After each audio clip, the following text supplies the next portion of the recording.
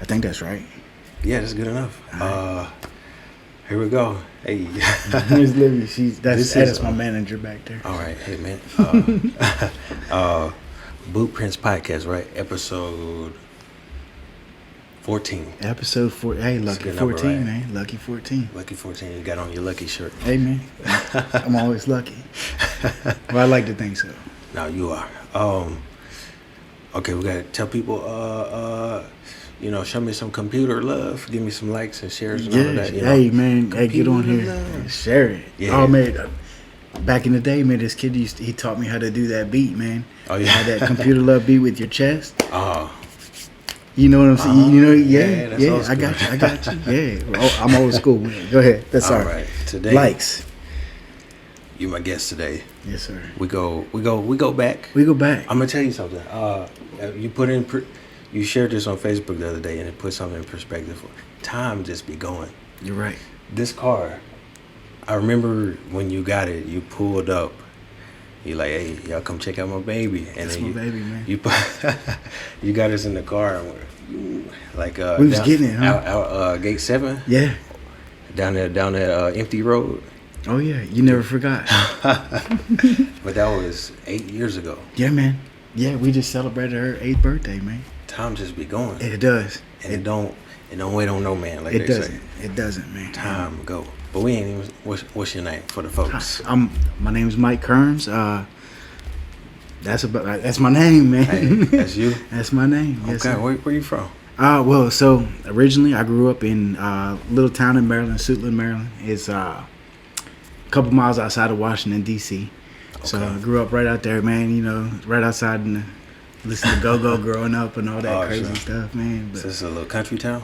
No, bro. We were right outside of Washington D.C., man. Okay. So it's urban, brother. Right outside. I don't know we were urban, man. Everything 20 miles around D.C. is nothing but urban, man. Okay. So it was a little crazy growing up around there, man. I'm used to hearing pop-offs at night. People shooting all the time, man. Okay, it wasn't no little play. No, man. One of my favorite. I don't want to sound like this, but. I was White Mike, and I had a friend. His name was Black Mike, and me and him, we used to.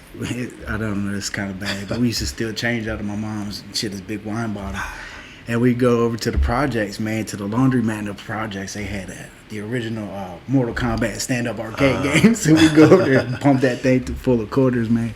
But yeah, and it was crazy growing up. It was fun. So you was out making your round. That's the early 90s. Yeah, oh man, that was late 80s, brother. Late 80s. Okay. I'm older than you. I'm born in 77, man. 77. So I'll be 45 this year. See, that ain't bad. That's a beautiful age. I feel like it. I'm coming into my prime, man. Old enough to know what I want now. I'm at your house right now. I'm glad you got something you want, and it's looking pretty good. I aspire to have something. Man, I hope for you and I can coach you on it too one day, brother. Let me put this down real quick. We'll get you there for sure. So growing up in the Maryland area, mm-hmm. so did you do like sports and stuff in school? Man, so I played soccer for a while. My uncle coached the team, man. We were like always the best in every league we was in. So we won all the time, man. So.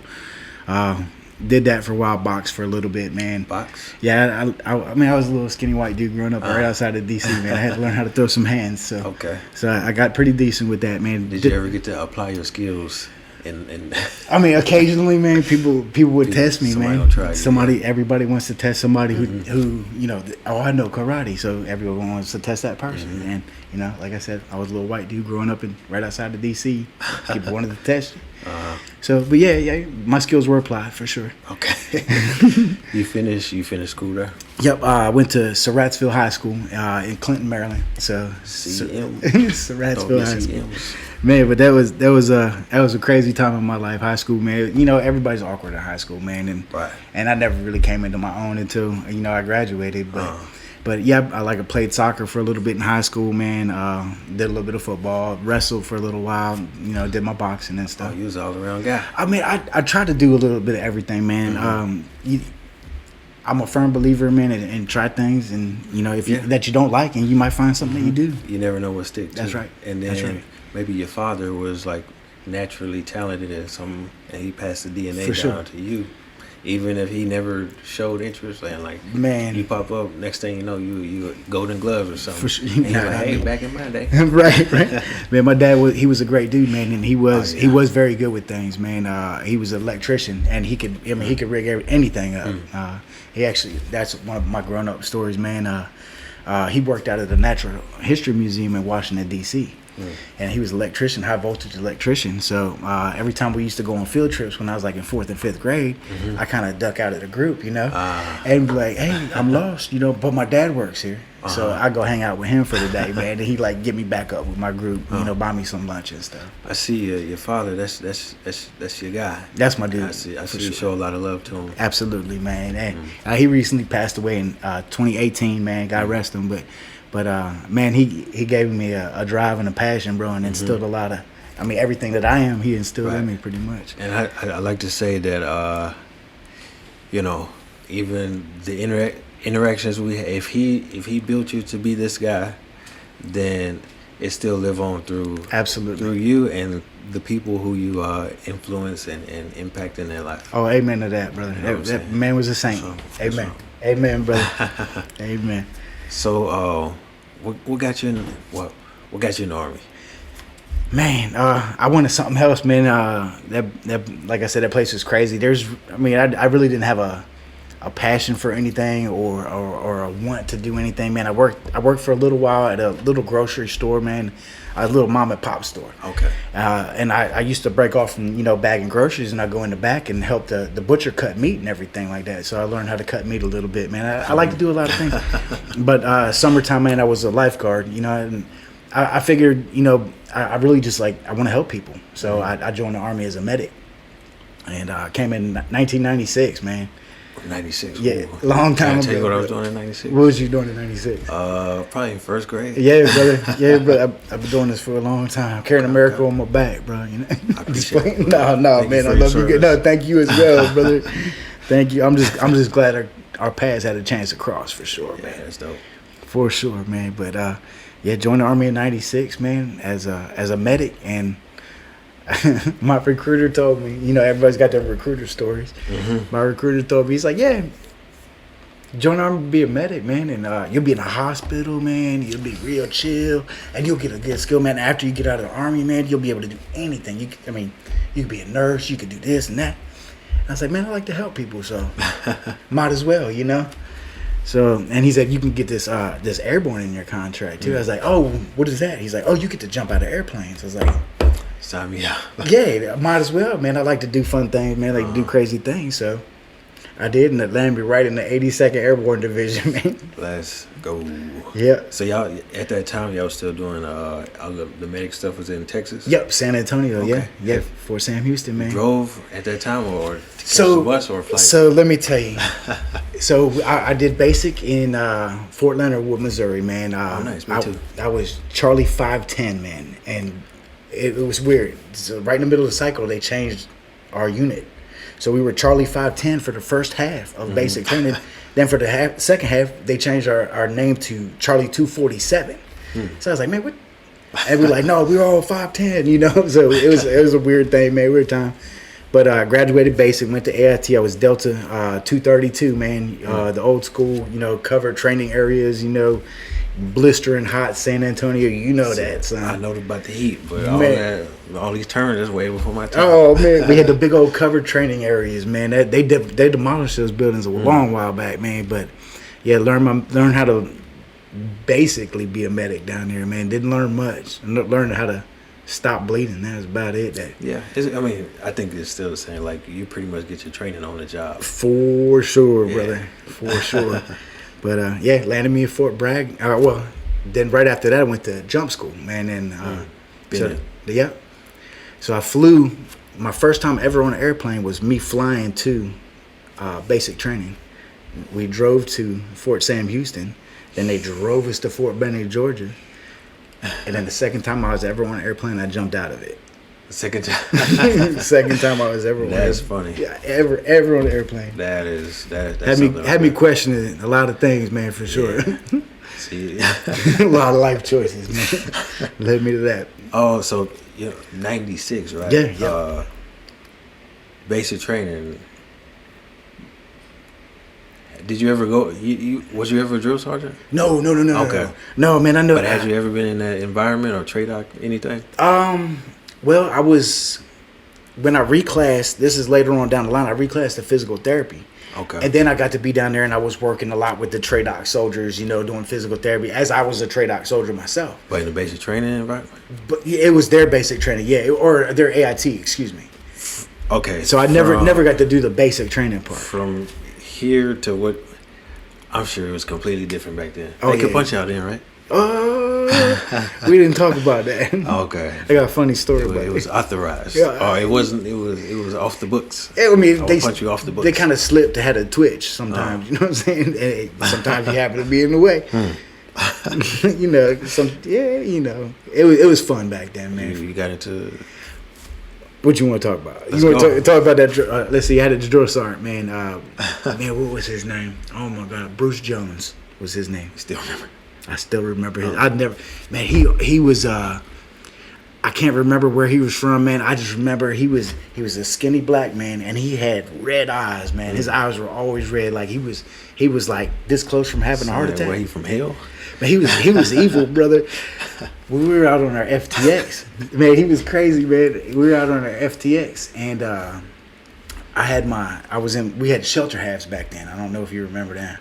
So, like, you had one half of the tent, your buddy had the other half of the tent. But I was a guidon bearer at this point. So, I had put the guidon in my sleeping bag, after we set up our shelter half. Because they were like, come on out here, and, like, bring your weapon. And so, they're like, hey, store the guidon. So, I stored it. So, 20 minutes later, man, the drill sergeant comes up and is like, where's the guidon? I'm like, it's in my sleeping bag where you told me to put it. He's like, all right, let's go get it. So, I walked back over there, and it's gone. I was like, oh, man. And I instantly knew the penalty for losing that guidon in basic training, man. I'm done. I'm gonna get messed up. So anyway, it's like 2:00 in the morning, man. We can't find this thing. We can't find this guidon. And he's like, all right, grab your battle buddy. We're going back to the barracks. It's like 3:00 in the morning, man. I'm like, man, for real, man? What the heck? So we went all the way back to the barracks, man. And I'm standing outside of his office for like 2-3 hours. It's like sun to come up at parade rest. Y'all got there by vehicle? Yeah, he took that old truck, with the cattle truck, but you had to jump in the back. We're just bouncing around the back, So we got back to the barracks, and we're both standing outside of his office, and I swear he was in there asleep. He said he's gonna write us write me a counseling statement for losing the guidon. So he came back out, man, and we're both like. Still at parade rest, our shoulders are burning real bad, man. You're just like, oh my God. And then he's like, you know what, Private Kern? He's like, I ain't gonna write this counseling statement. He looked tired. Like his eyes weren't red no more. He finally got some sleep. And he said to me, he's like, you know what? He's like, I want you to go down to the bathroom, lock yourself in that last stall and kill yourself. I was like, what? What? You want to do what? Man, obviously I didn't. I said, yes, Drew. Yeah, he was like, what? So, but he messed me up pretty good for that. But, it was like one of them coordinated attacks. They did it on purpose. Kind of. Okay. Yeah, see what my character was. Oh, okay. Get you, But you can't shake me. I'm that little dude from DC, man. You can't shake me. Right. Nah, man. You already been through the ringer. Yes, sir. Okay. So it sounded like a basic training with no fun back then. Man, it was a learning experience for sure, man. Just me, man, I'm the optimist, man. So anything you go through, brother, I'm going to find a positive. I'm going to find a lesson in it, man, because, it always could be worse. True. I like that. I appreciate it, man. Hey, it's not padded. It's yours if you want it, brother. Thank you. All right, so Fort Bragg, that was your first assignment? Fort Bragg, man. I spent a brief time in, it was the 232nd Area Support Medical Battalion.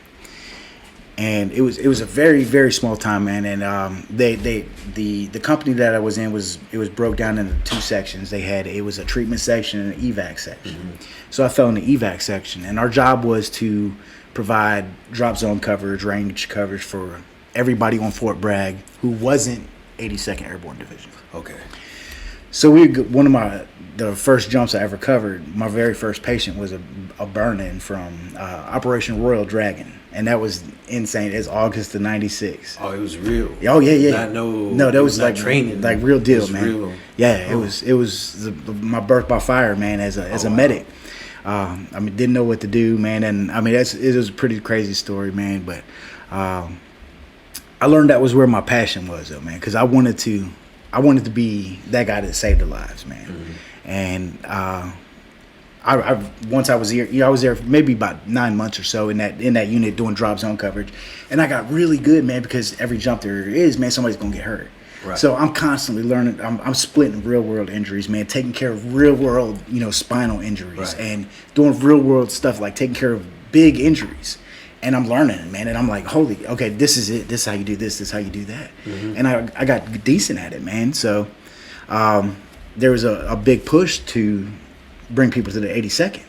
So right when that happened, I was the first one to stick my hand up, man. So I went straight from that area support medical battalion to 307th Engineers. I was already airborne, so no. And worries. I was already airborne, brother. And but man, that was a real deal pipe hitting unit, man. There were some real deal tough dudes, man. I mean, front of the spear, and dang. And I learned a lot there, man. I can see over 20 years, you probably seen so much change. Absolutely, brother. Absolutely. You're the first person I got on who actually has done 20. Oh. Well, thank you. This is what it looks like. I mean, this is typical, though, I promise. But, dang. Yes, sir. You seen, like, probably everybody was just super, super tough and super disciplined and everything. For sure. And then later on down the line, everybody, like, relaxed and happy. Absolutely. Well, there was a couple sergeant majors that I remember when we were graduating from basic training. Like, they had ribbons on their Class A's. Mm-hmm. And I was like, man, I recognize that ribbon from my dad's uniform, man. It was like a Vietnam service ribbon, and these guys were still in when I was graduating basic training. And I was like, holy crap, I got guys that were in Vietnam, I'm like, I'm nothing to these guys, Right. And, I mean, but my dad did raise me to say every time you see one of them, man, because they got crapped on when they got home, man. Not like we did, man. Right. So every time I see one, man, I tell them welcome home, man. And I encourage everybody to do that, man, because they didn't get it like we got it, man. Right. Even now, still welcome home? And absolutely. Thank you for your service? Absolutely. Man, I'm not bragging on it. Maybe it's, we were talking about that selfish thing, man. Maybe it's to make me feel good. But I know it makes them feel good, too. But I've made, multiple grown men, man, tear up. You see them walking around. You know, they got them CIBs on their hats, and they had the Vietnam veteran. So I'm gonna go up to them, and there's not many of them dudes left, man. And they want to tell that story too. Yeah, for sure, brother. And like I said, man, they didn't get it like we got it, man. And I think I want to, because I'm down at Redstone Arsenal. There's a lot of retirees down there. You see, I hear the word retire more than I hear the word re-enlist. Amen, brother. Waiting on you. But it's coming. Amen. I think they are happy to see that we are getting that respect that they for sure, man. For sure. I guess they're living vicariously through us that way, man. Right. For sure, man. But man, them guys, they deserve it, man. They deserve everything they can get, man. And I mean, me compared to like I've deployed a couple times, man. Right. But not like that, man. Not like that. To where every second of every day was a survival thing, man. That's crazy. Right. That's crazy. But, bro. How long did you end up spending in Bragg? So I was on Bragg for 10 years straight. Man, like no Koreas, no break, nothing, brother. So 96 to 06. Yep. So in that what was the Army like in the 90s? In 2000. Oh, in 2000, man. So it already gotten soft in 2000, man. Man, I remember, man, when I first got to 261st, the ASMB, before I got to the 82nd, man, I used to wear that, the 44th med patch. Oh, the one you end up wearing again? Amen. But so that one. But so when I was there, man, it was still it was still like a culture shock. Like the sergeants were like, "Hey, you stand at parade rest," and the E4s were like, "Hey, you stand at parade rest." Right.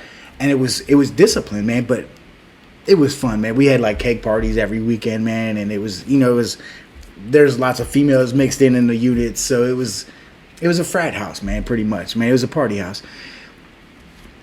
When I got to the 82nd, though, it was a lot different. Oh yeah, it was like 100% testosterone. Well, yeah, for sure, man. It was that, man, but it was a sense of purpose. Like they had purpose. They knew their jobs, man. And I mean, to this day, man, I remember our deployment from 2003. I can still see the sand table in my head of our mission. Jumping. We were supposed to jump in and take Baghdad in 03, Baghdad Airport, but it got scratched. But I still remember the sand table in our follow-on missions. I mean, they teach you down to the smallest private there, man, that you are responsible for carrying on the mission, no matter what. Right.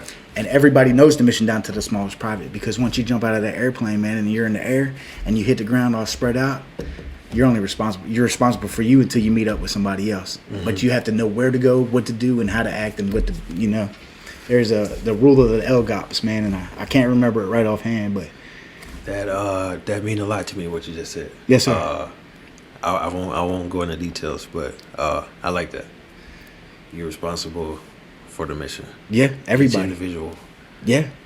And you have to take that pride in it, because if you don't, you're gonna die. You're gonna be there by yourself, man, and if you can't pull yourself through, how you expect to pull your buddy through? Right. That's okay. Talk to me, brother. So the reason I asked you what was it like in 2000, because 2001, obviously. Yeah, absolutely. September 11th, and you was active duty at the time. I was ready. We had just got back from Kosovo. So I had just let's see, we deployed to Kosovo. Damn, what's that? Oh, can I say damn? Oh, you can say all. I can say whatever. A, B, C, D. Yeah, okay. Yeah. I got you. I'll try to keep it as PG as possible, man. But we're going all the way out. I got you. So we deployed to Kosovo in it was February of 2000, and we were there for 9 months. We were there for 9 months, man. So we got back later that year, man. So later in 2000. So we had, right after we got back, man, I was supposed to ETS. Oh. So I was like, all right, cool, man. I'm gonna pop smoke. It's over. but this is before September 11th, still, man. And we got back. I was like, yeah, I'll re-enlist. I'll do 4 more years stabilization. I'll stay right here. I was like, give me 6 months college. I want 6 months of college, and I want the airborne bonus, because it was like a $14,000 bonus. So I was like, hook, line, and sinker, man. I'll take it. So I re-enlisted for that right after I got back, man. And I was actually in school. And they finally, worked everything. You know how it takes a couple months for things to kick in. But I was going to, was it Fayetteville State University? And I was getting ready for school one morning. I was like, I didn't report for work at all for 6 months, man. So when September rolled around, man, I was actually putting on my clothes. I just got out of the shower, watching the news, drinking coffee. And I was like, whoa, like what just happened? And I was like, oh my God, dude. And I was freaking out. And I knew the job of the 82nd. We're the initial strike, man. We're that first punch. Was it within 18 hours? 18 hours. Anywhere in the world. And that was for real, brother. Center. You know what? Off topic real quick, but on topic. I was there for the first time just a few weeks ago. It's a different breed there, man. I get it. 101st, great. 82nd, I get it. I mean, I believe in it enough to get it tattooed on my arm, brother. I drank the Kool-Aid, man, but they're real, man. They just sniff the Kool-Aid. Man, they do what they say and they say what they do, man. And I mean, their history is proof of that, man. Right. And I was fortunate enough to be part of that unit. That, man, 307 Engineers is a storied unit too, man. But man, I forgot where we were going with that. Sorry. Out the my bad. That's my fault. No. You're good. September 11th. September 11th. So I was getting ready. I was actually getting my shoes on and everything, getting ready to go to school. And I saw, and I just got stuck, man. And I started watching, and then I saw the second plane hit, and immediately I knew what happened, man. So I took off my boots, my clothes, my civilian clothes. On, yeah. And I put on my stuff, and as soon as I got everything on, back then, man, back then we had pagers. Oh, yeah. Yeah, so there was no cell phone back then, so you couldn't be like, hey, you need to get to the unit right now. Right. So they'll page you. 911. Yeah, 911. Literally man, on 911. For sure. Yeah. And if you didn't call back within an hour, man, you were in some serious trouble. Mm-hmm. But they call back, and you call back, and they tell you two words, and it's either red Corvette or green Corvette. If they said green Corvette, that means you better hurry up and get there. But if they said red Corvette, it means get there with all your gear, because we're getting ready to pop smoke. So, like, I was getting my BDUs on, because I spent time in multiple uniforms in the Army, man, over 20 years. So I was getting my BDUs on back then, man, and as soon as I did, the beeper went off, man, and I knew exactly what it was, and they said red Corvette, and I went straight to work. So there was, nobody knew what was really going on, man. So, but I can imagine the feeling of, all this recent stuff going on. It's kind of like, okay, like something's gonna go down. Yeah.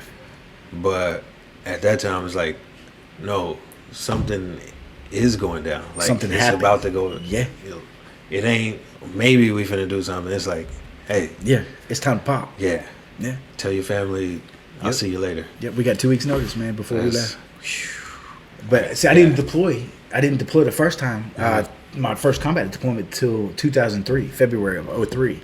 So we had already sent our Charlie company and the engineers. They already went to Afghanistan right in 2001, right when it kicked off. Okay. So they was out the door, man, and we're like, oh, and so I didn't get that first taste like that. And they say, hey, you got to finish your college. Yeah, well, no. They recalled that stuff immediately, man, and I was like back in boots, man, and we were in the planning stage then, man. We were like, hey, everybody gets trained up. We're teaching. We're doing this and this and this and this. This is the new stuff that's coming down. Here we go. This is real. Here's your what they call it. What is it? The marching orders. No, the old uniform. ACU. Oh no, we didn't have. No, we had ACU. DCUs back then. Okay. Yeah. So we went from BDUs to DCUs to ACUs to multicams to whatever the heck it is now. I've been there all. Yeah, I've been in it all, bro. But yeah, that was a wild time, man, for sure. Ended that first deployment, man, and I was completely expeditionary for that first deployment, which was wow. Let me ask you this then. Yes. And I feel like it was the most successful campaign ever was the way that the perception of soldiers changed. I remember because September 11th, I was in 6th grade. Yeah, man, I feel you. Okay, I got you. So you looked up to me, man. I appreciate it. I drew, like, in art class, we had to draw this thing, and, like, I guess they sent it, because I remember being in Iraq, we get those little pictures that the kids draw. Yeah. I did that. I used to love them, man. And I might have got one from you. You know, it's possible. It's possible. Which is crazy. If you pull it out like, hey, and it'd be like you said, like, rapper Amazon. I'm like, look, you drew this. But, like, before that, what was, like, the image of soldiers at that time? Because, like, from Vietnam, it's like, hey, y'all baby killers or whatever. Right. Man, I don't think there was, like, any real persona or something we depicted. Like, I mean, we were just or something. Yeah, we were just Army guys, man. We were just military. It was nothing back then. I mean, it was a garrison army. Like I had known nothing but, hey, this is you're on mission cycle. Yeah, you're on mission cycle. So if anything pops off, y'all ready to go. You guys are on training cycle, so y'all are training this whole time. You guys are resting. You guys are on leave. And that's how it was for wash, rinse, and repeat. Yeah. But then once things popped off, man, it was popping. You on gold cycle, you on back home for a 3-month cycle, and then go again cycle. Yep. So moving. Yeah. Moving. Look, I'm not saying I'm glad I wasn't in at the time, but Amen, brother. Amen. I came in when I came in. Amen, brother. I wasn't even old enough to be in. But you still you're paying your dues, and you're still paying them right now, man. And man, I'm proud of you. That's why I'm up here right now. I'm paying my dues on my knees. The knees paying them dues too, brother. Make sure you claim that in the VA. Y'all need to get VA needs to get right.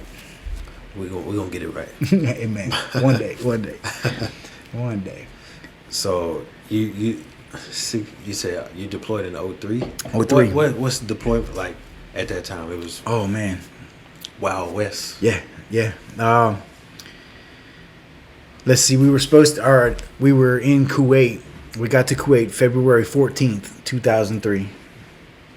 It's the heart. Yeah, it's the heart, man. It was Valentine's Day, man, and we were in Kuwait, and we stayed there for probably about 3 weeks, man. And I remember, I don't know if you remember it, but I remember there was a big old TV in the DFAC, and George Bush was on TV, and he said, "You have 48 hours to," talking to Saddam Hussein. He said, "You have 48 hours to get out of the country."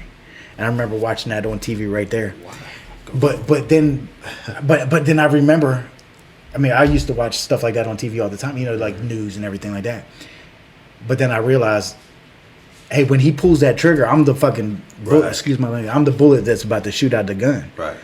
So I was like, whoa. So it got real right there, man. Yeah. It really did. And then I remember it kind of made me feel like I was doing something right, man. But there was this sign above the TV, and it was a big old banner. It said, "Americans sleep peacefully in their beds at night, knowing that men and women of the 82nd Airborne are willing to do violence on their behalf."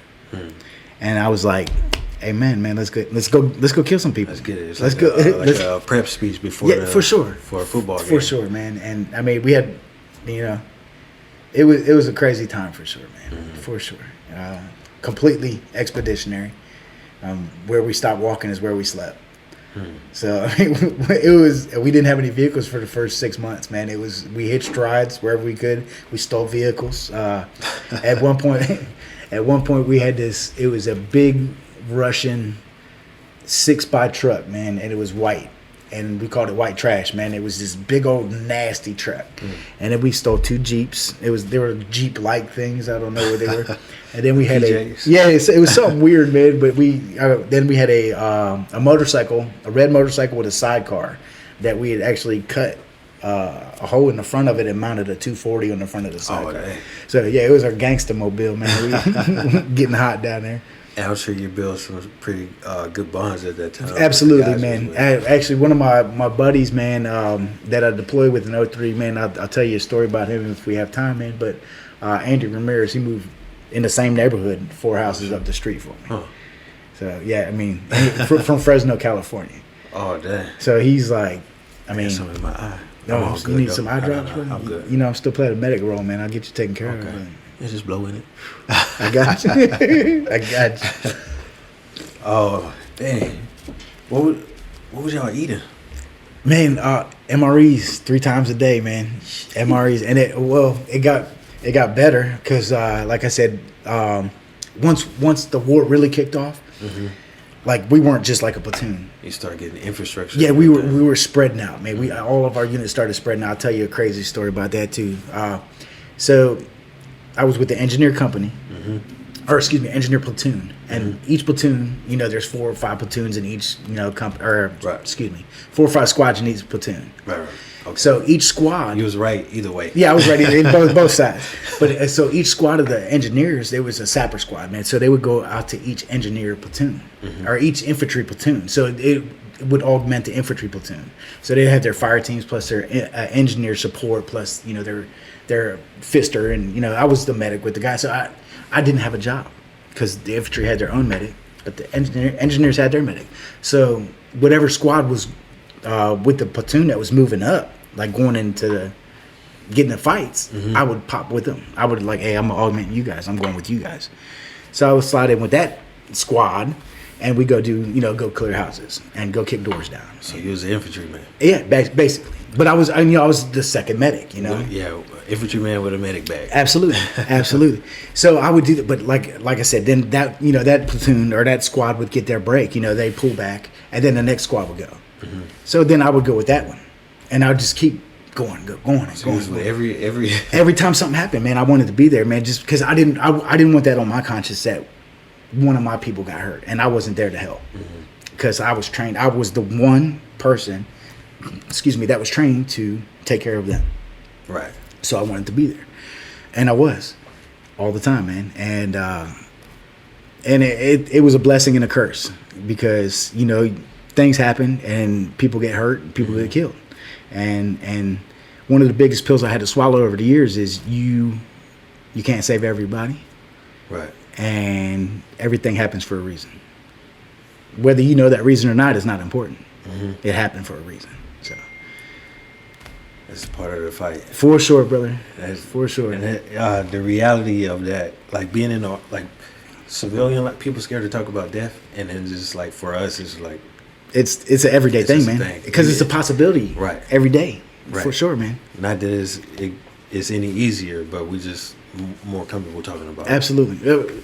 I don't think the regular everyday person. I wouldn't say they don't know somebody who's died, because I say everybody knows somebody who's died, but somebody young, somebody close, somebody that was their friend, and the frequency of it, mm-hmm. you know, and the suicides on top of that, you know, and right, yeah, it's one of them things. Yeah. But how long was y'all deployments then? So I did go there and be like, hey, I'll tell you when to come back. Man, so the running joke, man. So we got there, like I said, in February. April 1st, 2003, we were kicking doors down. We were like literally in every door, every house, every building in Samawa, Ramadi, Habaniya, Fallujah, then Baghdad. I've kicked doors in every one of them towns. And it was our commander told us that we. You want me to keep going? Oh, yeah. I'm sorry. My bad. That's on me. No, I'm sorry. No, it's all good. No, our commander told us that, hey, man, you know, we do the job. We get this stuff done. We do what we're told, man. We'll be home by June. And we're like, oh, hell yeah, man. It's been a rough couple months. June rolls around. He's back up top on the box. He's like, all right, man, you know, y'all are doing great. Y'all are doing your thing. But, hey, August, I bet my paycheck. August rolls around. He's like, all right, man. You know I bet my paycheck, but, and it's always some other excuse. So we didn't get home till, you know, February 2004. So you spent a whole year. A whole year there, man, with not knowing. And that's back then, man. We didn't have, like, mail would take 3-4 months to get to us. Oof. And the first time I got to come home past Kuwait was after me and a squad of dudes, we cleared a couple houses, man, and, you know, one of the bad guys had a sat phone on him, man. So we make a phone call home on the enemy's dime. Hey, work. And they getting the bill now. Hey, Mom, Dad, love you. I'll talk to you later. I'm good. Bye. Oh, wow. Yeah, that's it. And that's as fast as it was, man. I hope they picked up the phone. Yeah, the first couple of times. Then the supply guys finally, or the commo guys finally caught up to us, and, you know, we get to use their trucks every now and then. But after, so when y'all come back home, and I want to say this, I learned something about leadership in the Army. I hope so. Right. I hope so. That commander, he wanted to go home. Yeah, he was ready. He probably wanted to go home. He probably didn't even want to go. Oh, yeah. But June, he thought he was going home. August, he thought he was going home. But he had to go up there and not fake it, but be a leader. Yeah. And like, hey. And that's the best he knew how to do. Right. Yeah. Which is, you know, I try to teach that to my cousin one day. Like, no matter what's going on, you still gotta keep that face, like everything's gonna be all. Yeah.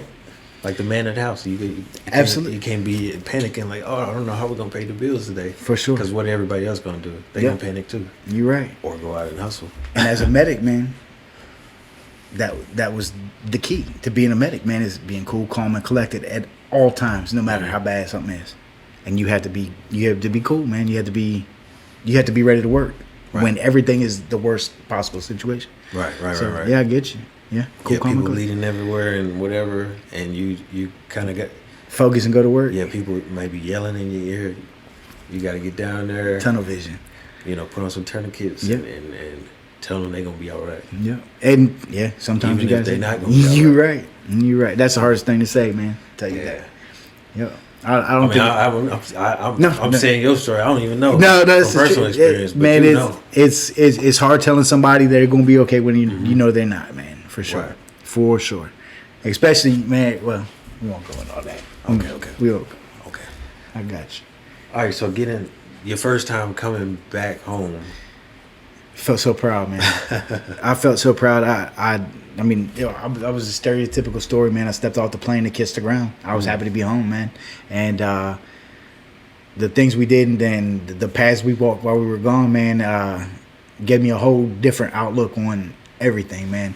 And case in point, my mom and dad came to see me, man. And, I mean, they were always my biggest fans, my biggest cheerleaders, man. And they came in to see me the day I got off the plane in 2004.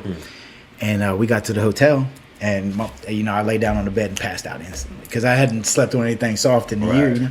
But my mom, she started freaking out, man, because she lost her debit card, and she's like, "Oh my gosh, this is the worst thing." I was like, "Mom, Right. it doesn't matter." Right. You don't know. And she's like, just been through. but it took her. She's like, wow, and she lost it right there. She's like, it doesn't matter. So. I mean, that deployment shaped my next, however long I spent, till my retirement, man. And I learned not to care too much about big things, man. Or too much about little things. Little things. Big things matter. Hey, house is on fire. Oh, it's all it'll good. be all right. not that big. Oh, No. So you deployed just one time with 80? So I did 2003 with the 82nd, man, and then after we got back, I was going to deploy again with the 82nd, but I ended up PCSing up to Fort Drum. Oof. Nice. Yeah. So I spent a year or 3 years up there in Fort Drum. I was. Was you in the barracks the whole time? In Fort. No, Right. man. I was married at one time, man, to a girl who was. We won't talk about that. But stereotypical. You deploy, she runs around, takes everything kind of thing. And that happened to me twice, bro. I was a big sucker, I guess, man. But I was out living my life, doing my thing, man. But I think everything you go through, you get stronger from, man, and you bounce back hard. So, Positive Paul. man, let's go. I'm man, got no other choice but to be positive, man, because you let negativity in, man, it's just going to consume you and kill you. And I'm not going to be a statistic. So you got to keep pushing forward, man. Okay. I appreciate that. Nice words. Sorry. You got the best word. You got the best little speeches, Man, I learned from a long line of other good leaders that I had, brother, for sure. So by the time you, what was all your ranks during your Oh, time? man. Uh-oh. Man, I was... all right, so I wrote... This is just at the 82nd. At the 80... So, let's see. Well, I could tell you the whole 20 years, man, I got busted down 3 times. So I rode the rank roller coaster pretty hard, man. I got busted down in AIT for the first one, man. I passed out drunk. I was 18. Passed out drunk in the female's latrine, in the showers, and that was all bad, man. With clothes on? Yeah. Okay. Yeah, I was ready for getting smoked the next day. I was in my PTs, man. But anyway, then I got busted down in the 82nd, man. I got in trouble for smoking some stuff. But that was in 97, man. That was a long time ago. Okay. But anyway, so I did my time for that. Then I got busted down again for an incident that happened when it was in 2013, right before I got to meet you, actually. Right before wow. Yeah, I got busted down and got my staff sergeant back. So I've been in every rank up to and including staff sergeant twice at least. Nice. So So you accomplished way more than the average person. You got promoted 12 times, brother. Nice. 12 times, You know man. what? It's only 9 pay grades. I had fun, man. I had fun. That's what it's all about. I was a hard lesson learned, man. I had to learn the hard way. Hard head. So Fort Drum, you didn't spend long there? I only spent 3 years there, man. I was up there with 210 BSB, man, and we ended up deploying, man. I took care of a couple people up there, man. Back to Iraq? Afghanistan on this Okay. one. So that was 2006. Got back in 07. It was a basic everyday run-of-the-mill deployment after that.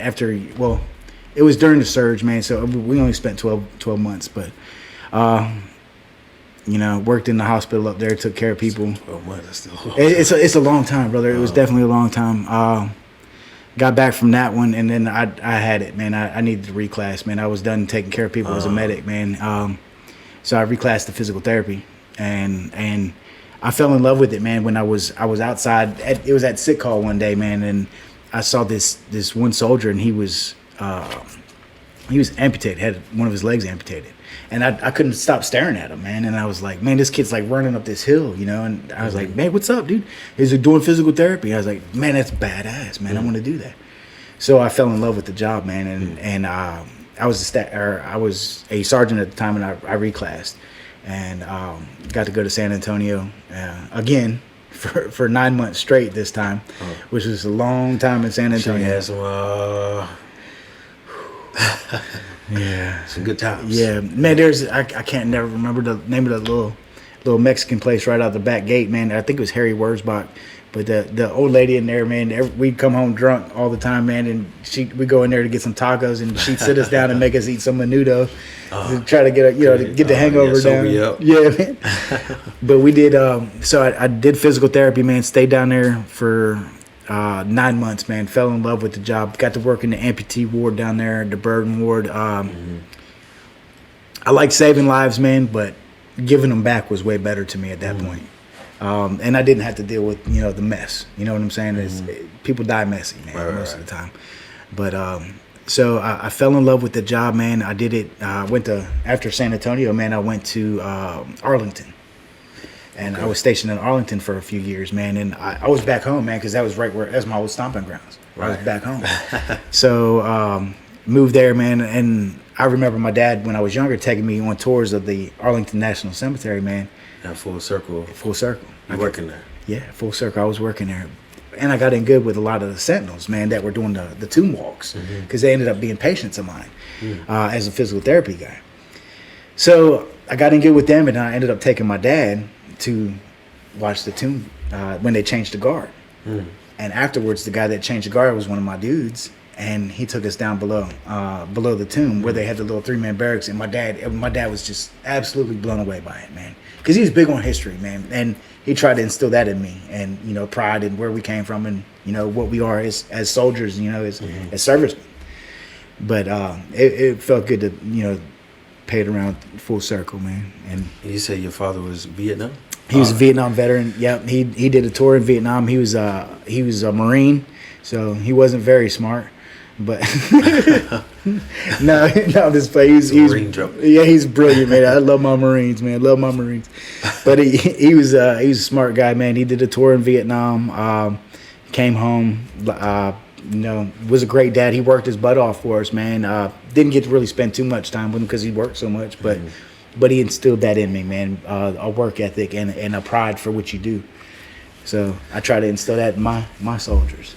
And we're thankful. I know I'm keeping a straight face right now, but I'm taking everything in right now. Like you're saying a lot, and it's that's why I do this. It's not I'm not trying to blow up and well, it's healing me too, man. It's just it's pretty cool to learn. Look, because there's people that I know, and I don't even know. Right. Yeah.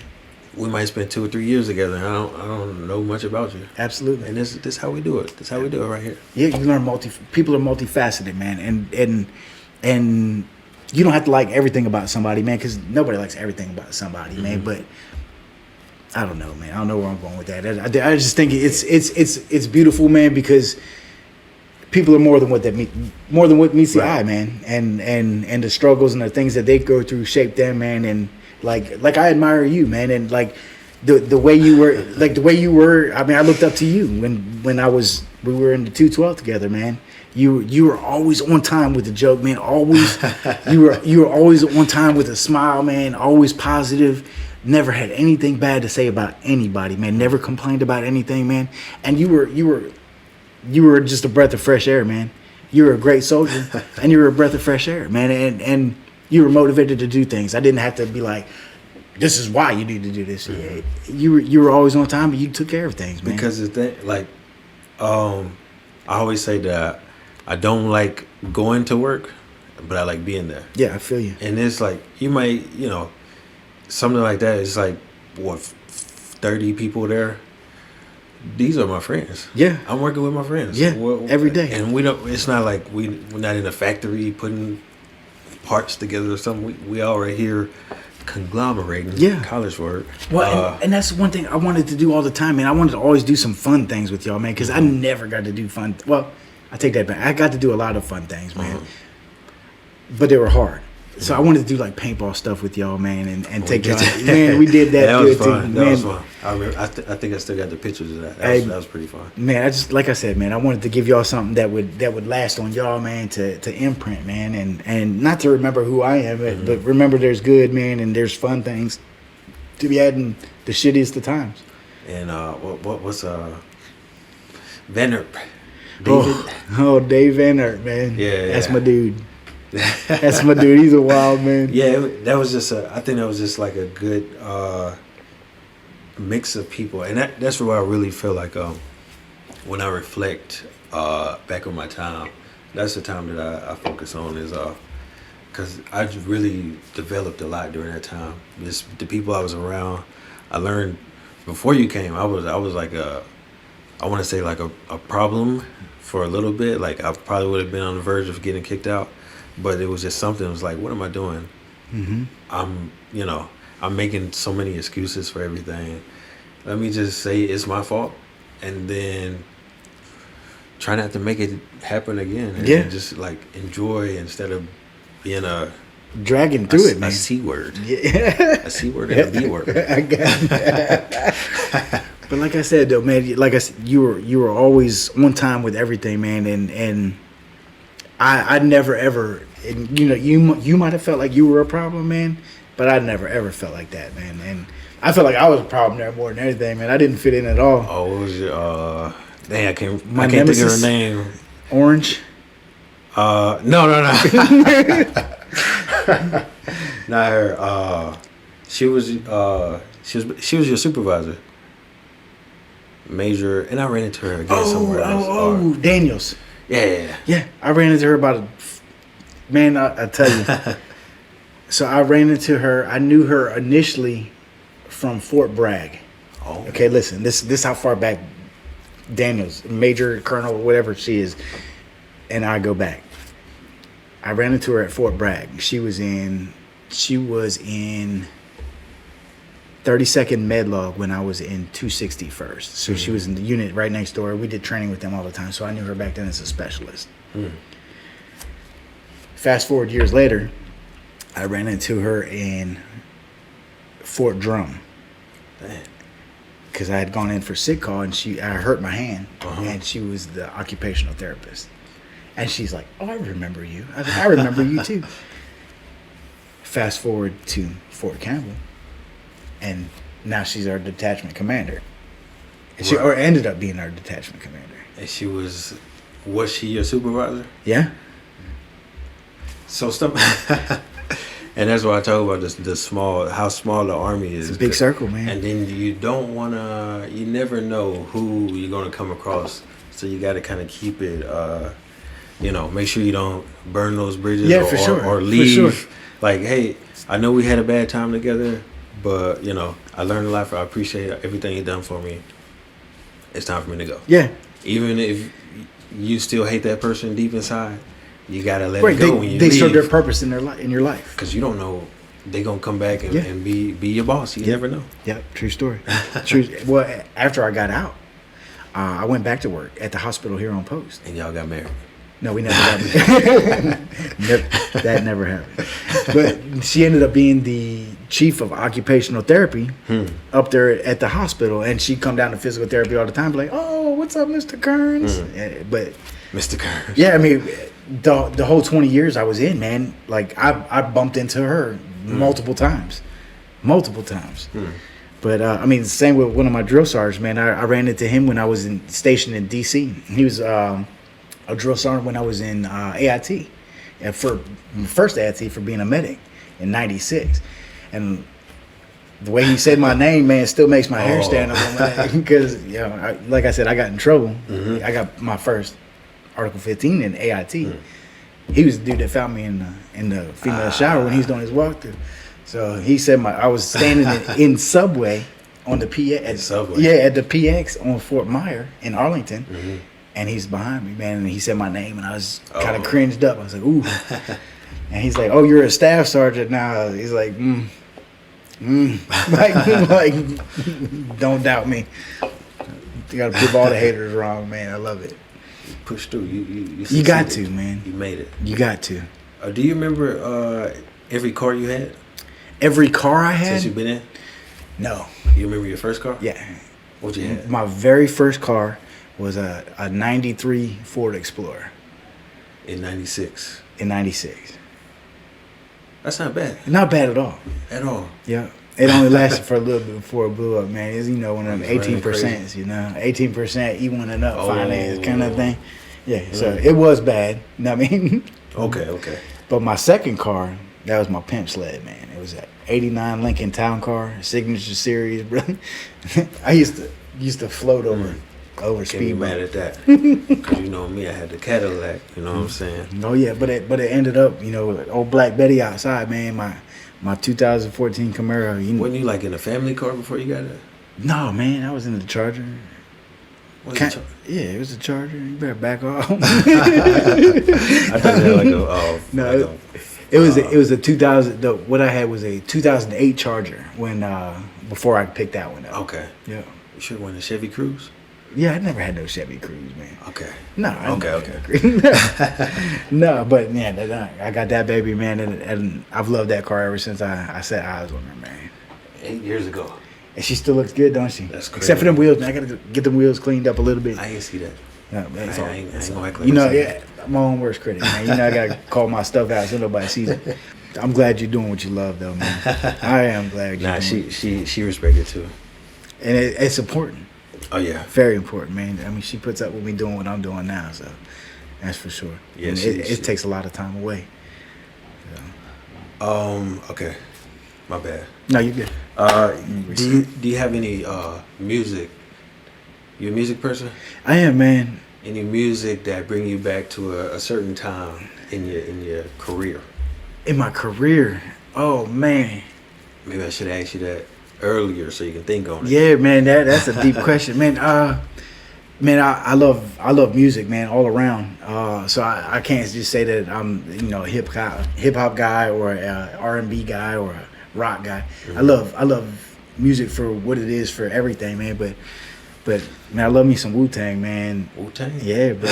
Man, speaking of that, I saw this kid wearing a Wu-Tang shirt the other day. I was like, "What you know about Wu-Tang?" He's like, "Oh, I just bought that shirt." I was like, "Can you name anybody in Wu-Tang?" And he said, "No." I was like, "You need to turn your shirt inside." They just like the symbol. Like, come on, man. RZA, Jizza, old dirty bastard, you got. Come on, man. I'll tell all of them. But, So you don't got no. Maybe you listen to this album every day. Oh, Bob Marley, man. Bob Marley's got me through a lot of stuff. Just because what he preaches, man. He preaches peace and love, and love gets you through, man. You gotta not just it's love for what you do, love for your country, love for your friends. Right. So love gets you through, man. And so I would listen to Bob Marley all day, every day, man. Okay. I like that. That's a good answer. Amen. Okay, you say you spend a lot of time eating MREs. Yeah, man. Oh my God. What's one of the best? One of the best, man. All right. So, man, I'm simple, bro. I mean, you give me a chicken and rice, you give me some chili mac, man. I'm happy. Okay. I'm happy. You don't gotta sauce it up or nothing. No, bro, man. Oh, you gotta throw the Tabasco in there, man. You gotta have the Tabasco. Tabasco and everything, man. But oh man, I love them. I love them lemon pound cakes, man, from back in the day. Gotta have lemon. Oh no, the little poppy seed cake. Oh yeah, bro, them things are fire, man. See, people don't know about them. Snacks. No, they don't, man. Snacks they don't. Underrated. No, bro. Then see, like I said, I came up in the old army, man, where they had like the horrible ones, man. They had like the omelet with ham. Like and the side dish to that was potatoes au gratin. Why are you gonna eat an omelet with potatoes au gratin? It doesn't go together. I don't even know what that is. Man, me neither. but it doesn't match. No, man, no. MREs, I'm good with them things. You won't? I used to keep one in the trunk in Germany. You was always hungry though, man. I know that. This is true. I'm hungry right now. I'm trying to be on a diet. And I told you I'd make you a steak, bro. Nah, so because I got to drive back to. I got you. You don't want to get the itis and sleepy and all the way back. Yeah, I'm supposed to be on a diet. I'm supposed to focus. Yeah, focus. You got this. Okay, one got to go, right? Okay. The PX or the commissary? Man, PX, bro. PX, man. I'm starting to agree, but PX, man, just clothes. Yeah, for sure, bro. All their stuff is played in garbage, man. It's all marked up, man. They say it's tax free, but man, you paying. Yeah. But the commissary though, man, especially if you're on a nice post, their meat, man, because I'm a barbecue guy, man. Their meat is fire. Okay. So especially if you want to, like Fort Myer, man, Arlington, man, you had General Odierno lived on post there, man, and General Shinseki, all them generals, man. You know their meat was fire on that post, bro. So I'm just okay. DFAC. Okay. Or the Shopette. What one has to go? Yeah. Ooh wee. I got access to a single shoulder. Ooh wee, man. Man, I don't know. I say DFAC had to go, man. I say I don't, and that's a hard decision, man, because some of my best friends are cooks. They were cooks for me, man, and they used to hook us up back in the day. Then they cooks, they just go work at the Shopette. True story. But man, I remember getting $50 kegs from the Shopette, them 24-hour Shopette. Yeah, kegs. Back in the 90s, man. I ain't seen no keg in a long.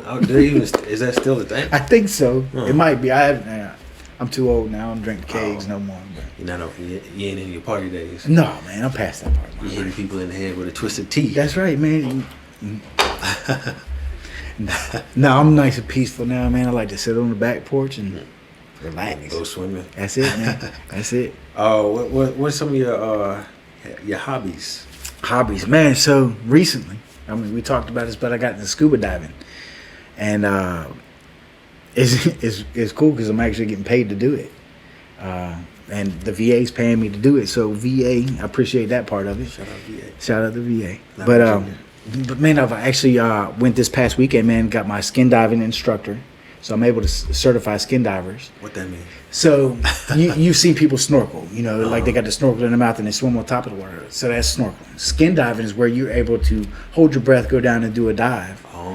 Take pictures if you want down there, go spearfishing if you want, and then come back up and be able to clear your snorkel and stuff like that. Okay.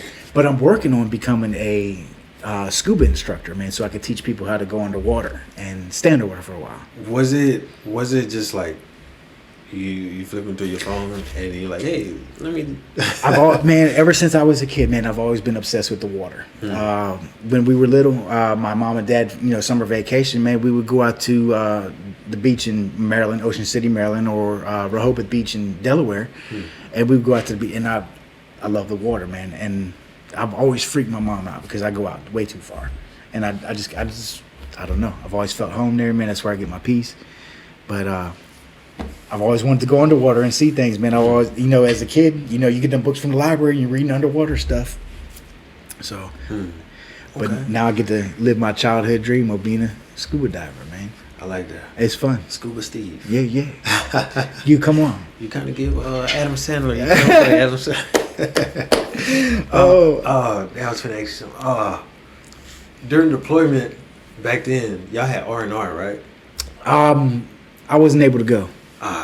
As a medic, I was my platoon's only medic, man. So I always got the, I knew it was coming kind of thing, but they always beat around the bush like, well, I like, man, just say it. Yeah, just tell me. Just come out with it. Yeah. Give me some more money. It is what it was, I did what I had to do, man. I did what I had to do, and I stayed where I had to stay, and I checked my blocks. Yeah. So you ever get to travel overseas or abroad? I haven't really, man. My wife and I, man, when we got married in 2017. We actually went to St. Thomas, man, just us two, and got married on the beach out there, man.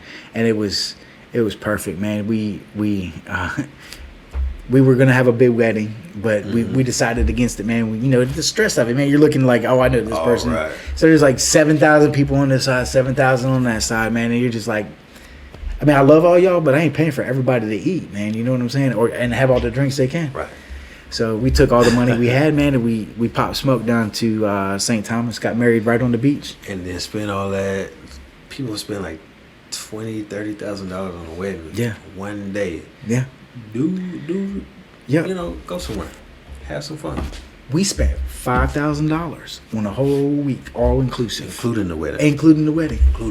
And you know what we had for dinner on the beach, man? Best part of it. On the beach, we had dinner. Somebody went out in the water, grabbed hamburgers, brother. We had cheeseburgers on the I mean, I can't be mad at that. Cheeseburgers on the beach, man. Hey, but it's cheeseburger in paradise, right? You ever heard that? You know, I have not heard that. It's look it up. Popeye said on me. It's something like that, man. But no, man, it was amazing, man. But that's as far as the travel I've done, man. With the scuba thing though, because I have been in class for a long time, and it's opening up a lot of doors and opportunities for me to go to different places, man. On the cheap too, man. They have a trip coming up to Roatan and the Honduras coming up here real soon, and it's supposed to be one of the best dive places in the world. And I you know, you might you know, sell your dream home right here, and then go live in the Philippines or something. Well, man, the diving out there is beautiful too, man. I did, because I've done that, and it's super fun. Is it, man? Oh, I'm jealous. Okay, that's fair. I like that you're jealous. Man, I'm jealous, man. I want to dive the Philippines, man. It's super fun. The water is like, it's clear. Mm-hmm. And it's warm too. I snorkeled, and then we did a helmet thing. Yeah. Like, we put on a helmet. Yeah. And just go like straight down and walk around with the. It was called SCUBA or something like that. They said just helmet diving. Okay. I don't know if it had a real name, but was it awesome though, man? No, it was super cool, but your ears. And it was like my ears was hurting for like 2 weeks. I was about to cry. I got you, man. I was in pain, and my wife was laughing at me. Well, once I get certified, man, I want to take you. I'll take you, man. We'll get cameras, man. We'll go underwater like that, man. You post video like that. Okay. We can go underwater and eat the hamburger. Yeah, bro. But it'd be kind of hard to do, man. Yeah. How much it costs to do something like that? Well, I can actually get you in a Discover Scuba class, man, for $40. Let's go. Right now. Say the word. Let's go. Oh, you know I gotta go back. Oh. Say the word. Nah, that's cool though. So, like, do you plan?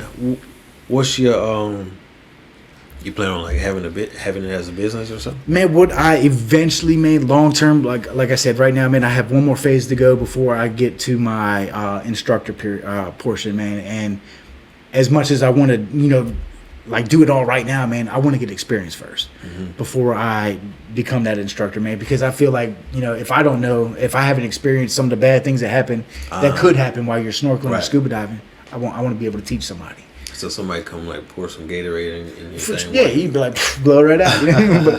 But eventually, man, long term, man, down the road, man, I want to do this for veterans, bro. I want to get veterans in the water, man, and help them find the peace that that I found, man. Because man, things are beautiful underwater, man, and it's a completely different world, completely different. I got to dive the jetties down in Destin, Florida, a few weeks ago, man, and saw some beautiful fish, man, and. Oh, you living your best life. And I want to help people live their best lives. I'm gonna be around because I want you to be a recruiter. So I want you to be. I'm like, hey, go over to Water Dog Scuba and Safety LLC. Shout out.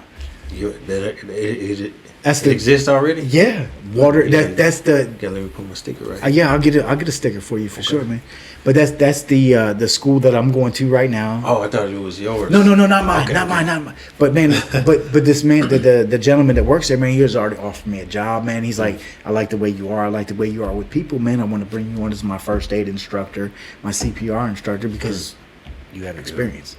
And you're a medic. I've done it. I could teach it. The skills you picked up in the Army, absolutely they carry on. Absolutely, stay in the Army. Stay in the Army. As bad as it hurts, as bad as it sucks, stay in the Army. You remember Grace? He used to be like, hey. I do, man. I love Grace. Oh yeah, I get him, man. I'll get you if you want, man. I'll pop you back too, brother. We'll sort it out. Hey, off camera. We'll sort it out. Okay. they call you today and say, hey, this is the Army. Mm-hmm. They say, we need you back for 2 years, mm-hmm. but you can go wherever you want to go, whatever unit. Where you going?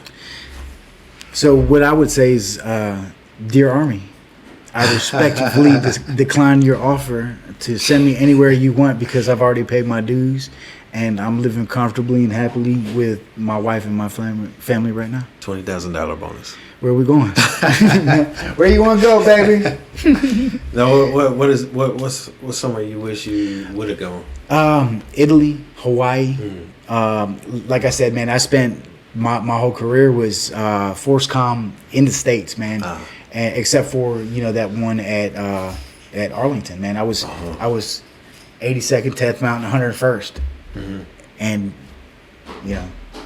Medak. Yeah, that's using the stuff. But yeah, man, I would have loved to go on to Germany. I would have loved to go on to Italy. I would have loved to go on to Hawaii, man. Anywhere, see things. Okay. All right. So, what would you tell? Advice for somebody who's getting ready to come in. What you gonna tell them? Somebody getting ready to come in.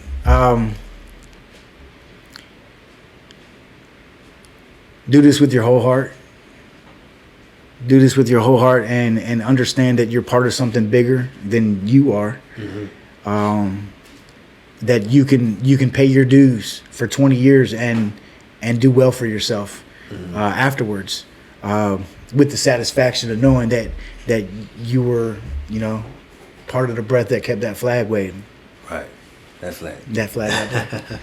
But I mean, like I said, I came from a family of patriots, man, and we love the USA, man. We love America, and what better way to serve America than being willing to die and fight for it. Right. So if your son came to you, I tell him to go to the Air Force. Say, hey, Dad, I want to join the Navy. I'm like, you can go to the Air Force. Like, get out of my house. Yeah, you ain't gonna be no Navy boy. No, I don't, man. I honestly, man, what I would tell him is your life is your life, mm-hmm. Ultimately, and if you feel that's the best choice to where you want your path to lead, then by all means, take your path. Honestly, I probably the way I came in, it was like, hey, I was with a homie and it was like, hey, can we go look at the other branches? And the recruiter's like, nah, just. So I think Navy probably would have been, I don't know, but I'm glad I chose my path. Yeah, for sure, man. For sure. I'm glad you chose your path too. I'm glad.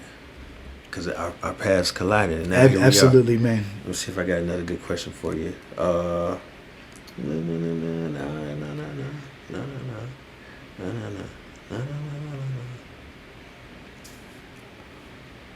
See, your kids haven't really experienced the Army having to move around and everything. No. Do you think you would have been able to keep pushing, like, if you had kids way early on? No, absolutely not. That's tough. That's the tough part, man. Yeah. Because they're grounded, they're rooted, and now they are. Mm-hmm. They're grounded, they're rooted. And I believe stability is a big thing for a young child, man, for sure. God bless those who go through it, man, and still are able to keep their family together. And even if they're not, God bless them for doing it, man, mm-hmm. because, I mean, I couldn't imagine being ripped away from my kids for long periods of time. Right. But if there was like 12 and it was like, hey, they wanted to send us to Italy, but I said no, and I got out. I'd be like, man, what are you doing? You better go back to sign that paper. Yeah. I'm going to go to Italy, man. God bless. No, but God bless them dudes. God bless them women that go through it and men that go through it, man, mm-hmm. because, I mean, at the end of the day, man, they're still holding up the America on their backs, man, right. and trying to raise a family at the same right. time. And yeah, I don't. Doing it now is crazy. But God. Yeah, early on, I probably would have got out. Yeah. But now I'm over the hill. Yeah, brother. About to hit 11 next week. I'm over the hill. 9 left, brother. Just 9 left. Stick it out, 9 left. Stick it out. And I'll be here at the finish line with the twisted T waiting for you. All right, just don't hit me with it. I won't hit you with it, brother. Okay, so we'll wrap it up. But before we do that, shout out a whole bunch of people. Man, let's see. Oh my God, let's see. You can work your way backwards. Man, there's a lot of people, man. I want to shout out you first, man. Thank you for doing this. You know, I ever since you first told me that you were doing this, man, I've been looking forward to being part of it, man. And I'm glad you did, man. And I'm sorry that your knees hurt so bad that you had to come here to do this. But man, man, shout out to my family. Shout out to everybody I've ever served with, man. And whether the easy way out. It is the easy way out, but whether you made a positive or negative impact on my life, man, I appreciate you. Dave Van Earp, I'm waiting for yours. I want to see your interview. I want to see that interview. I have to go to Oklahoma for you might have to do some. I'll go with you, bro. I'll drive. I don't have to make it rated X. I'll drive.